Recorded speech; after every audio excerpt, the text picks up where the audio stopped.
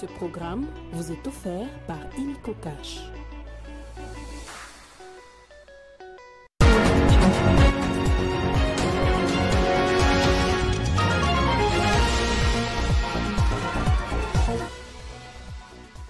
À la une de cette édition du journal, au moins 6 morts à la suite des dernières pluies qui se sont abattues sur Kinshasa.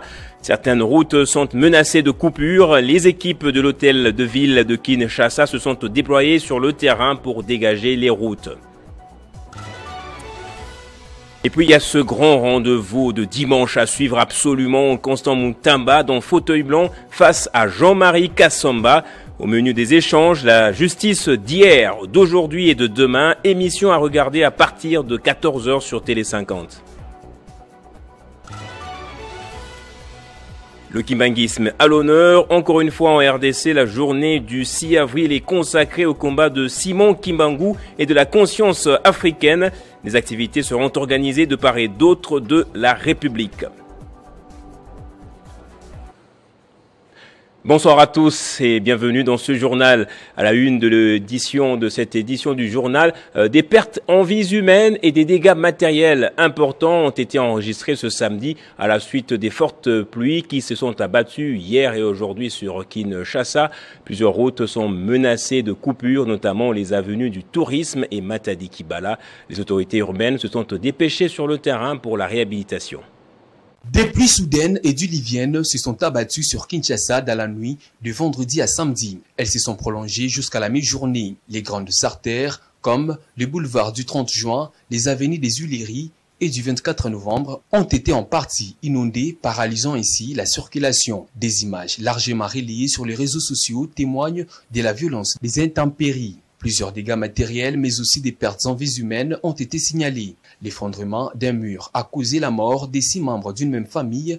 2 corps sans vie ont été retrouvés à proximité de la pharmacie et 2 autres ont été signalés à Kimwinza dans la commune de Mongafula. À la hauteur de Kassangoulou, dans la province du Congo central, un risque de coupure de la RN1 a été signalé en raison des glissements des terrains provoqués par la boue et les pierres, une situation qui pourrait impacter l'approvisionnement de la ville de Kinshasa. Des routes ont été également coupées à Kinsuka et à Kitambo. Ces incidents s'inscrivent dans un schéma récurrent à Kinshasa où les pluies entraînent régulièrement des dégâts, notamment à cause de l'urbanisation anarchique et du manque d'infrastructures adaptées. Le nouveau gouverneur de la ville a placé la réhabilitation des routes parmi ses priorités en mettant l'accent sur le drainage des eaux, mais ces fortes pluies constituent un obstacle majeur ralentissant considérablement l'avancée des travaux. Mais en attendant, les pluies compliquent énormément les transports en commun à Kinshasa, faisant vivre un calvaire aux passagers, surtout la nuit. Le renforcement des capacités des officiers cadres des FARDC était au cœur des échanges entre une délégation des forces armées de la République démocratique du Congo et de la République unie de Tanzanie. En mission officielle à Dar es Salaam vendredi, le vice-premier ministre, ministre de la Défense nationale et ancien combattant Guy Kabombo a rencontré son homologue tanzanienne Stergomena Lawrence Tax pour des échanges sur la relance de la coopération militaire bilatérale entre les deux pays.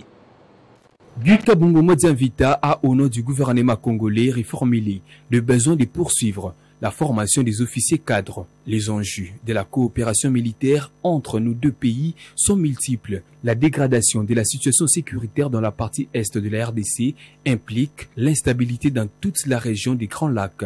La coopération militaire bilatérale souhaitée vise la modernisation et le renforcement des capacités des FARDC, a déclaré le patron de la défense nationale congolaise. Rappelons les précédentes coopérations en matière de formation des officiers à l'académie militaire et à l'école de commandement et d'état-major, ainsi que celle d'un bataillon d'artillerie de campagne. En 2023, dans la droite ligne de la vision du commandant suprême des FARDC, le président Félix-Antoine Tshisekedi Tshilombo, celle de la montée en puissance des FARDC, Guy Kabombo Modianvita souhaite redynamiser les FARDC par le renforcement des capacités, d'où la nécessité de la relance de la coopération en matière de défense signée à Dar es Salaam le 14 septembre 2022. Les deux parties projettent donc de mettre sur pied un comité de suivi chargé d'étudier les modalités pratiques de cette coopération. Présentons au nom de la première ministre Judith Suminwa Tuluka les condoléances du gouvernement congolais au peuple tanzanien pour les militaires tombés sur les champs des batailles pour la liberté du peuple congolais. Le numéro 1 de la défense nationale congolaise a également salué les soutiens indéfectibles de la République unie de la Tanzanie à la République démocratique du Congo pour un retour à la paix durable. Et le rapporteur de l'Assemblée nationale, Jacques Njoli, a participé il y a peu à une activité de clôture du mois de la femme, mais c'était dans le cadre de ses vacances parlementaires à Mbandaka. Il y a aussi visité la mission catholique de Bamanya et quelques entreprises publiques et privées au bord de la faillite. Jacques Njoli a promis de rapporter leurs desiderata à la chambre basse du Parlement pour des solutions idoines. Sa tournée a débuté le 30 mars, date à laquelle il a clôturé les mois dédiés aux droits des femmes. Le professeur Jacques Njoli a donc communié avec les mamans de l'ASBL Mama Molende dans la ville de Mbandaka. Cette célébration a été marquée par notamment l'organisation de la 2e édition du prix Mama Molende, au cours de laquelle 10 femmes ont été primées. Le mardi 1er avril 2025, les rapporteurs de l'Assemblée nationale, Jacques Njoli, a visité la mission catholique de Bamanya, située à 10 km du centre-ville de Mbandaka. Lors de sa visite, l'élu de Boende a rendu un vibrant hommage au père Eustate Gustave Kassa et au monseigneur Nicolas Boanga en déposant les gerbes des fleurs devant leur sépulcre. Homme des sciences hors pair, le professeur Jacques Njoli a aussi visité la bibliothèque à Equatoria de Bamanya, spécialisée dans l'étude des langues, des cultures et de l'histoire précoloniale et coloniale.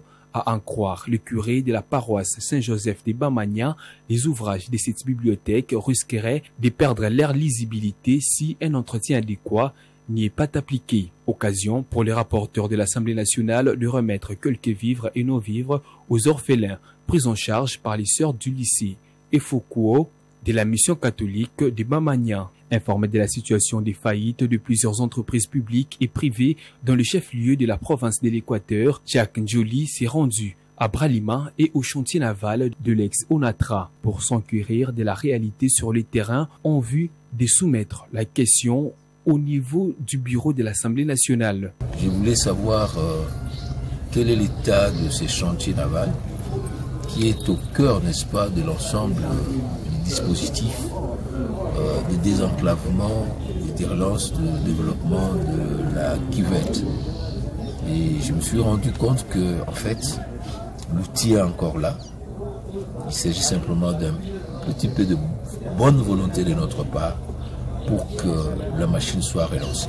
L'élu de Boende s'est rendu ensuite à la mission protestante des Boende de la 2e communauté des disciples du Christ au Congo. Le professeur Jacques Njoli a été accueilli par les secrétaires académiques de cette université qui lui a fait visiter les différents locaux en état de délabrement très avancé. Juste après la visite de la résidence du fait maréchal Mobutu, l'intelligentsia de la Chuapa a bouclé sa tournée à la visite du point où traverse la ligne de l'Équateur, Équateurville. Une grosse pierre y est érigée à cette fin. Et autre activité sur la clôture du mois de la femme, c'est avec le couple Jetro et Dorcas Muyombi qui continue de promouvoir les droits des femmes. Le couple a réalisé plusieurs actions caritatives en faveur des Congolaises.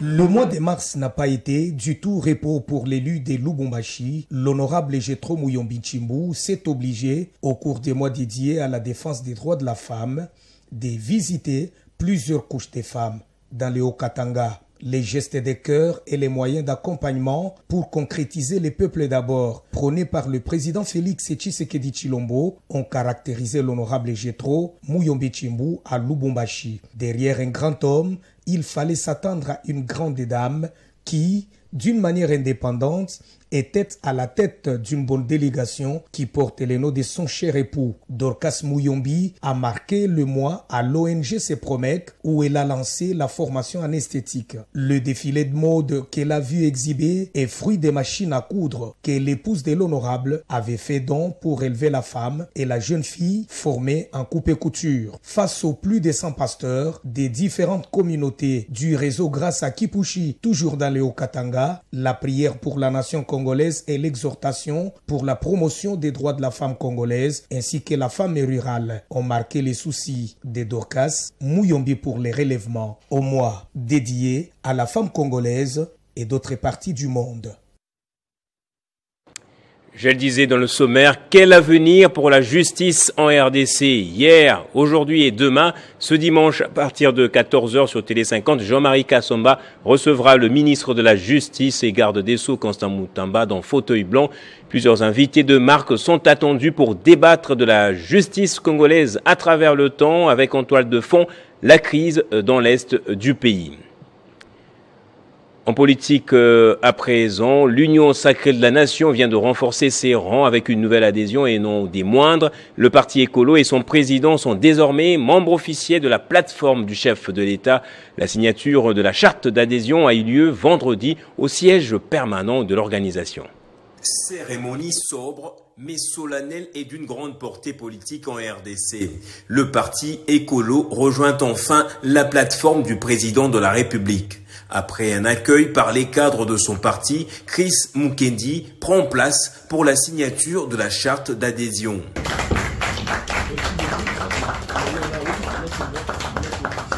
Une étape cruciale pour tout le parti politique. Vous devez le secrétaire permanent dit que tous les nouveaux adhérents, il faut qu'en arrivant, ils jouent un rôle important. Par cette adhésion, le parti écolo, reconnu pour son engagement en faveur de la sécurité sociale, apporte une expertise précieuse et élargit le champ d'action de la plateforme présidentielle. Les représentants d'écolo ont exprimé leur volonté de collaborer étroitement avec les autres membres de l'Union sacrée pour atteindre des objectifs communs. Comme vous le savez, nous venons de répondre au vibrant appel lancé par le président de la République, Félix Antoine Tshisekedi Tshilombo. Notre pays est confronté aujourd'hui par la crise sécuritaire et les partis politiques écolos se plaçant dans l'optique, bien entendu, d'aider les pays de sortir dans cette crise. On a trouvé bon de faire notre adhésion au sein de l'Union sacrée de la nation. Le parti écolo se présente comme un allié de taille pour la plateforme présidentielle en ce temps de crise, en raison notamment de son dynamisme et de ses idées sur la refondation nationale. La cérémonie de signature de la charte est intervenue au siège permanent de l'organisation situé sur le boulevard du 30 juin dans la commune de la Gombe. Le 6 avril de chaque année est consacré au combat du prophète Simon Kimbangu et de la conscience africaine, institué en hommage à la révélation qu'a eue Simon Kimbangu concernant la libération du peuple noir de la colonisation. La journée est encore fortement associée à la religion plutôt qu'à la lutte pour la libération de l'Afrique et de l'homme noir. Le 6 avril, journée du combat politique et religieux de Simon Kimbangu et de la conscience africaine, a été décrétée il y a cela 2 ans par le président de la République Félix Tshisekedi comme un férié. Cette année, la date est tombée un dimanche, occasion pour le gouvernement de ramener ce jour férié le vendredi 4 avril dernier. Le 6 avril, journée du combat de Simon Kimbangu et de la conscience africaine. Une reconnaissance qui vient encore valoriser la vie et la lutte pour l'émancipation de l'homme noir. Le 6 avril 1921, alors que le Congo était encore une colonie belge, Simon Kimbangu avait reçu une révélation pour prêcher l'indépendance de Noirs face à la colonisation. Simon Kimbangu, tout un symbole de la non-violence, un prédicateur et prophète qui continue d'inspirer de générations, à l'instar d'un né-Congo et panafricaniste Frédéric Kita, qui au moment où le pays est en proie à une guerre d'agression, interpelle la classe politique à privilégier la solidarité et la paix. Je tiens à remercier personnellement le président de la République. C'est à travers lui que nous, aujourd'hui, Kimbanguistes par héritage, Kimbanguistes naturel, Kimbanguistes religieux, nous célébrons cette journée historique du 6 avril qui marque le combat de Simon Kimbangu. Nous devons au jour d'aujourd'hui comprendre que l'homme noir doit être solidaire, doit tout faire pour que l'Afrique se développe. L'ancien vice-ministre de la coopération et du plan, Frédéric Kita, a également rappelé que les politiques devront s'unir pour mettre fin à la crise sécuritaire. Nous devons d'abord mettre de côté nos égos. C'est ce qui nous dit. Nous voyons d'abord l'intérêt suprême de la nation.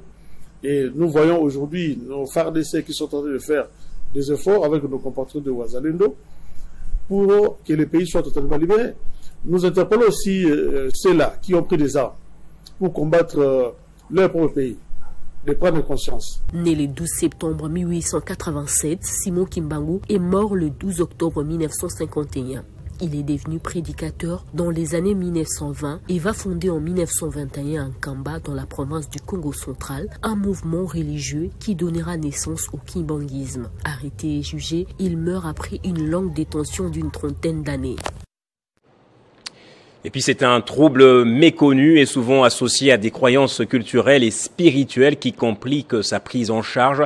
La sensibilisation aux troubles du spectre autistique ou à l'autisme, comme appelé couramment, a été célébrée le 2 avril dernier. En marge de cette journée, la SBL Never Limit Children a organisé un grand salon dénommé le Grand Salon de l'autiste de la RDC. C'était du 3 au 4 avril au Fleuve Congo Hotel. Il a réuni des décideurs politiques et des experts autour de la question de l'inclusion et de la prise en charge des enfants autistes.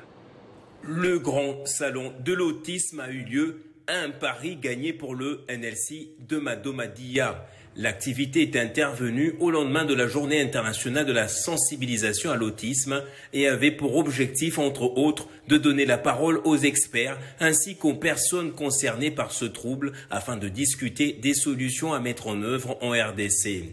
Des neuropsychiatres, psychologues et autres spécialistes ont, lors des ateliers, fait état des avancées scientifiques et des mesures d'accompagnement et de prise en charge. Pourquoi l'autiste? Parce que nous voulons que tout un chacun ait sa place dans notre nation. Raison pour laquelle le thème de ce grand salon est même pour un Congo inclusif, l'autiste et l'innovation. On nous a expliqué, et vous avez, je pense, suivi les autistes et combien ils ont amené l'innovation. C'est des créateurs, c'est des innovateurs.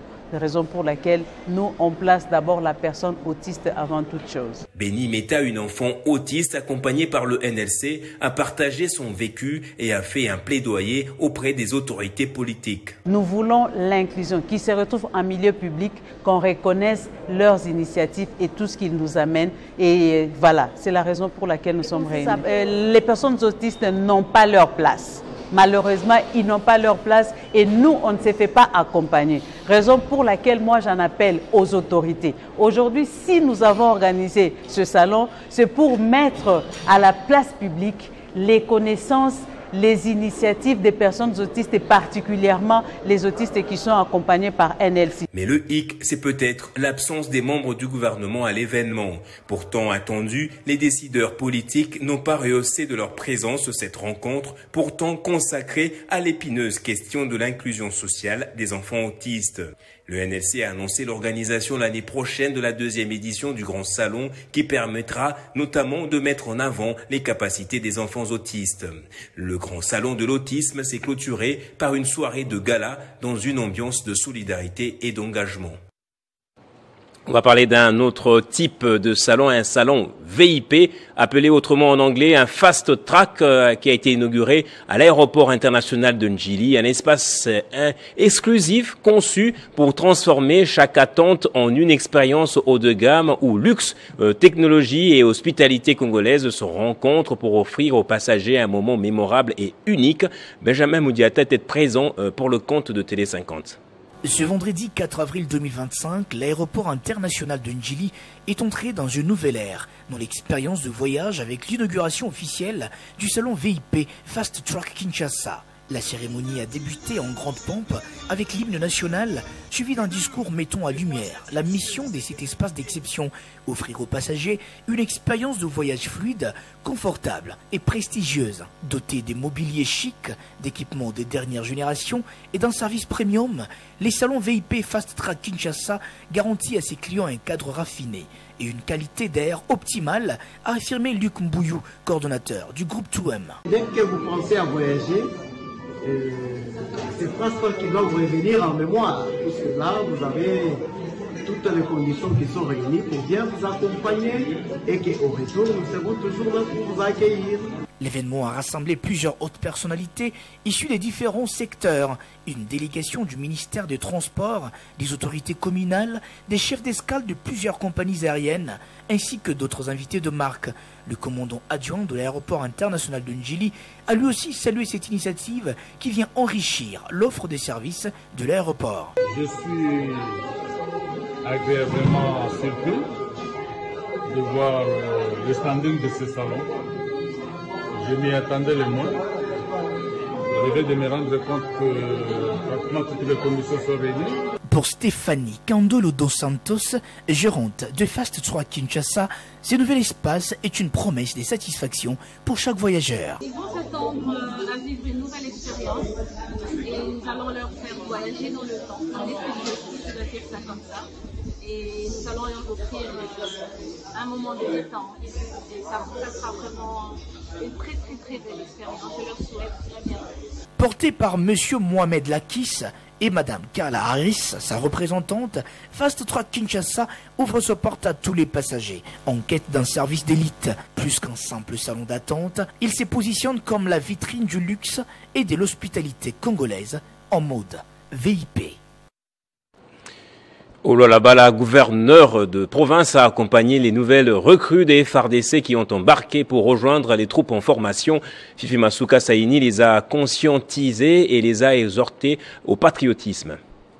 Vendredi 4 avril 2025, une journée déclarée chômée et payée par le gouvernement de la République par respect au combat de Simon Kimbangu et à la conscience africaine. Défense du territoire national oblige, la gouverneure du Lualaba était à l'aéroport de Kolosi pour superviser l'embarquement deuxième vague, nouvelle recrue des forces armées de la RDC. La gouverneure Masuka était elle-même au pied de l'avion afin de donner en main propre un colis contenant le nécessaire pour les premiers pas de ces jeunes patriotes ayant accepté d'embrasser ce métier combien exaltant. L'enthousiasme était visible sur le visage de chacun de ces jeunes Lualabais.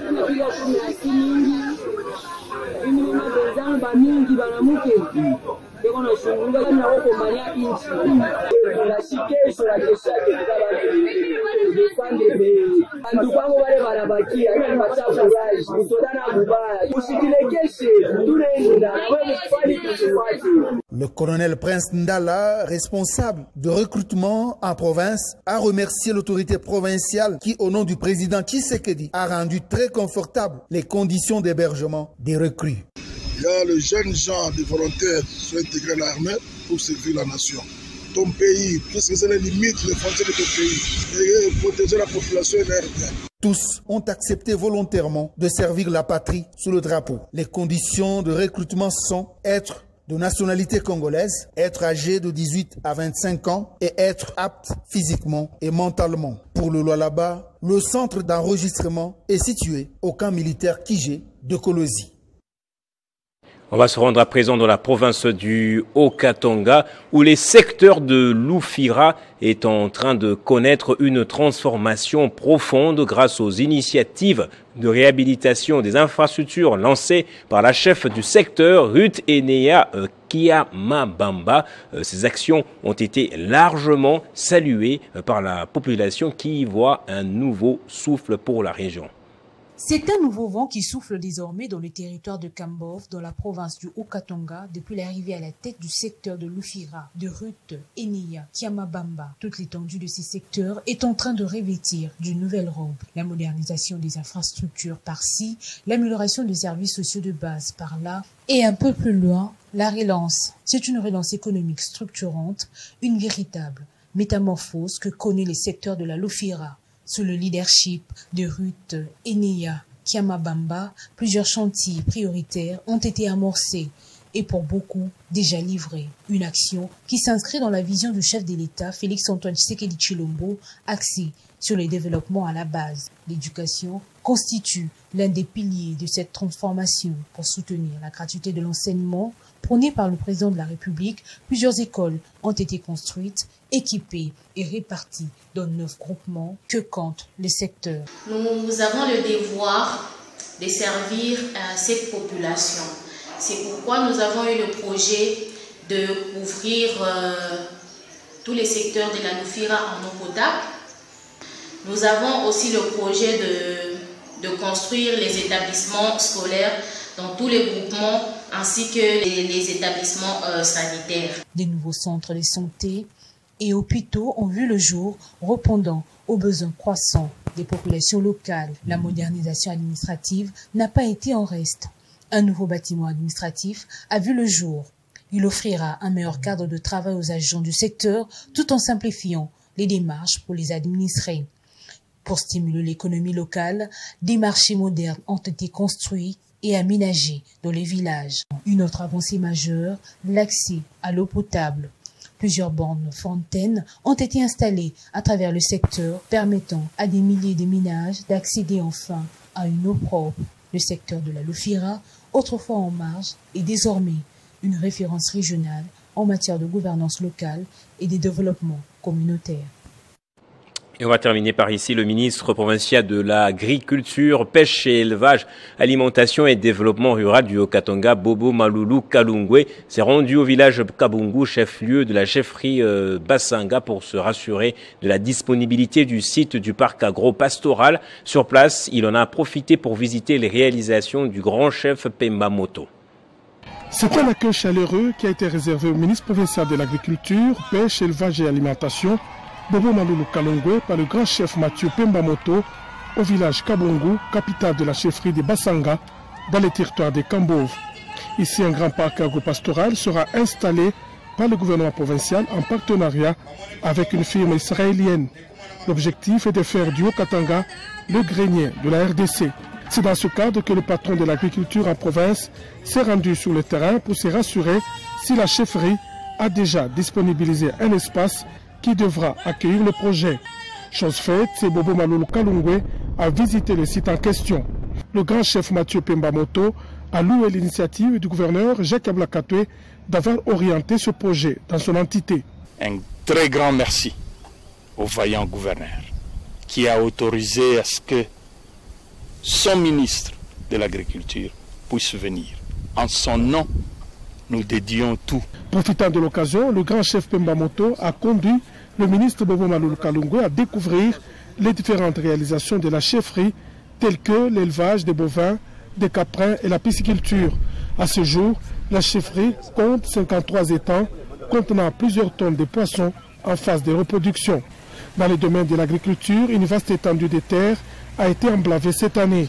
Le ministre provincial de l'Agriculture, Pêche, Élevage, Alimentation, Bobo Maloulou Kalungwe, a félicité le grand chef Pemba Moto pour ses réalisations qui cadrent avec le plan de développement du gouvernement Kiaboula. Au grand chef, en tout cas, je tiens à les féliciter sincèrement et de continuer à faire plus que ça. La chefferie de Basanga s'est aussi investie dans l'éducation des enfants en construisant une école de formation en maçonnerie et leur divertissement en mettant à leur disposition une salle polyvalente et un terrain de foot qui n'attendent que leur inauguration. Place au rappel des titres à présent.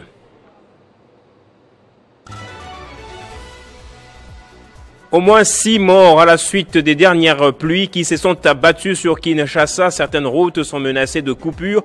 Les équipes de l'hôtel de ville de Kinshasa se sont déployées sur le terrain pour dégager les routes. Et puis il y a ce grand rendez-vous de dimanche à suivre absolument. Constant Muntamba dans fauteuil blanc face à Jean-Marie Kassamba. Au menu des échanges, la justice d'hier, d'aujourd'hui et de demain. Émission à regarder à partir de 14h sur Télé 50. Le kimbanguisme à l'honneur encore une fois en RDC. La journée du 6 avril est consacrée au combat de Simon Kimbangu et de la conscience africaine. Les activités seront organisées de part et d'autre de la République. Et c'est par ici que va se refermer ce journal, vous l'avez compris. Merci à vous tous de l'avoir suivi. L'actualité continue sur votre chaîne Télé 50.